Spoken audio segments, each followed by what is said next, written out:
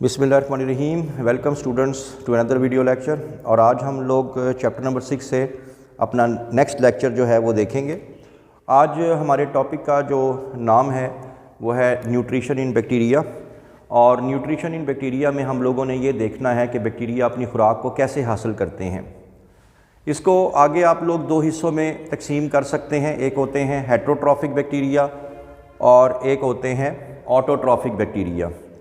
जो तो heterotrophic bacteria हैं, हेट्रोट्रॉफिक जब भी आ जाए, चाहे वो हेट्रोट्रॉफिक एनिमल आ जाए, चाहे वो हेट्रोट्रॉफिक फंजाई आ जाए, फंजाई भी हेट्रोट्रॉफिक ही होती हैं, तो मतलब उसका एक ही होता है कि ये अपने ऑर्गेनिक जो कंपाउंड्स हैं ये खुद नहीं बना सकते, अपनी ऑर्गेनिक फूड खुद नहीं बना सकते।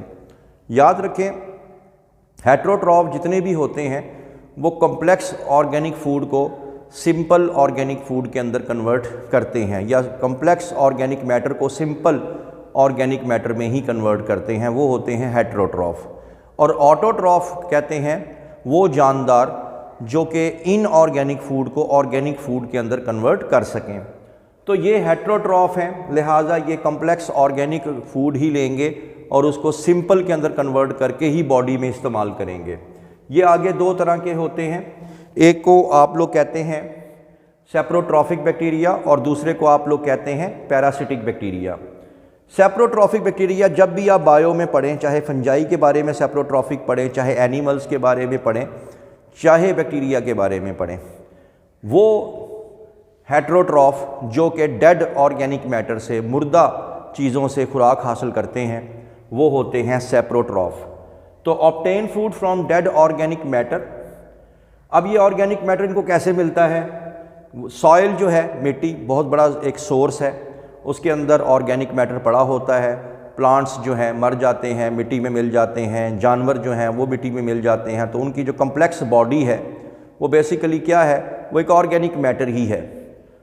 तो वो जिनकी बॉडीज़ जब मिट्टी में जाके गलना सड़ना शुरू हो जाती हैं तो उस पार्शली डेके ऑर्गेनिक मैटर को हम लोग बोलते हैं ह्यूमस। और ये ह्यूमस जो है ये बड़ा अजीज़ है बैक्टीरिया को, फंजाई को भी है। अब इस ह्यूमस के ऊपर बैक्टीरिया आते हैं और ये कॉम्प्लेक्स ऑर्गेनिक मैटर पड़ा हुआ है, उसके ऊपर आके अपने एंजाइम सिक्रीट करते हैं और एंजाइम सिक्रीट करने के बाद उस कॉम्प्लेक्स ऑर्गेनिक फूड को सिंपल ऑर्गेनिक मैटर में कन्वर्ट करते हैं, ठीक है, और बाद में उसको एब्जॉर्ब करके अपनी बॉडी में मंगवा लेते हैं। तो humus is the material resulting from partial decomposition of organic matter.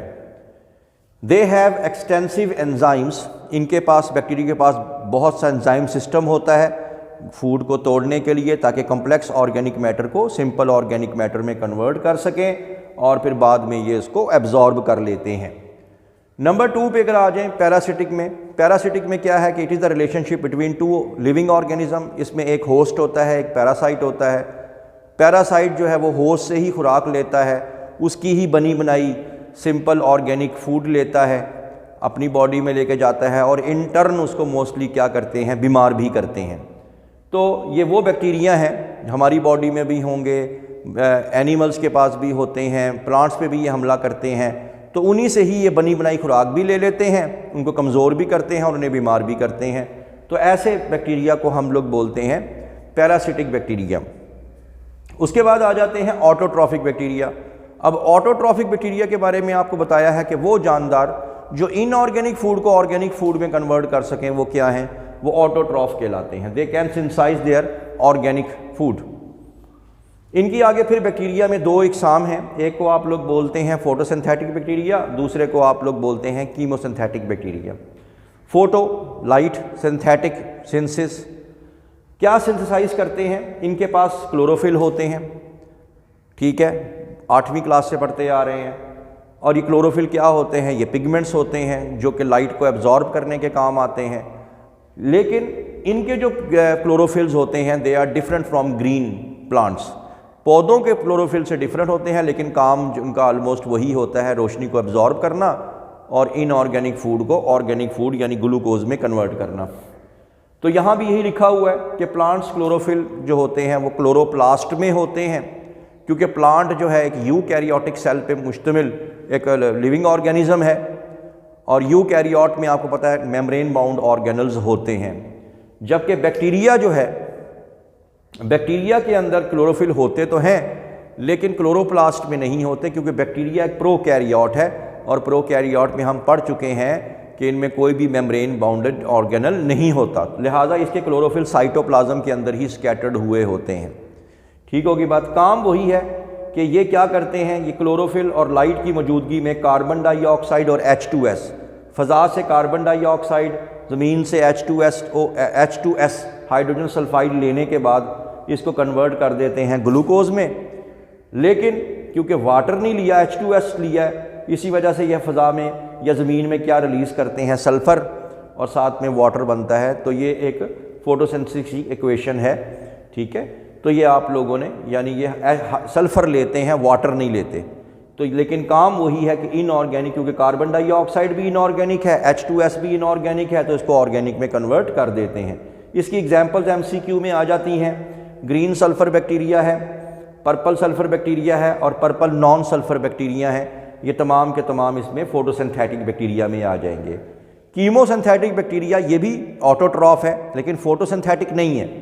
ये भी इनऑर्गेनिक फूड को ऑर्गेनिक फूड में कन्वर्ट कर सकते हैं। कैसे करते हैं कि ये ऑक्सीडाइज करते हैं, किसको, इनऑर्गेनिक कंपाउंड्स को। कौन कौन से, नाइट्राइट, नाइट्रेट, फेरस और उस आयरन यानी सल्फ़र, साथ में ये तमाम चीज़ों को ये क्या करते हैं, ऑक्सीडाइज करते हैं और ऑक्सीडेशन के नतीजे में कंपाउंड बनाते हैं, ये एनर्जी कंपाउंड या एनर्जी बनाते हैं। और उस एनर्जी से ऑप्टेन एनर्जी, दोबारा सुन लें, ये नाइट्राइट, नाइट्रेट, सल्फ़र और फेरस को ऑक्सीडाइज करते हैं और इनके बनती है एनर्जी, और इस एनर्जी से ये इनऑर्गेनिक फूड को ऑर्गेनिक फूड में कन्वर्ट कर देते हैं। इसकी आप लोग एग्जाम्पल देना चाहें तो नाइट्रोजन फिक्सिंग बैक्टीरिया, तो ये भी एग्जाम्पल इसमें दी जा सकती है। तो ये आज आप लोगों का जो टॉपिक था। I hope that you have understood the lecture today. For more interesting videos please stay connected with us. Thank you very much.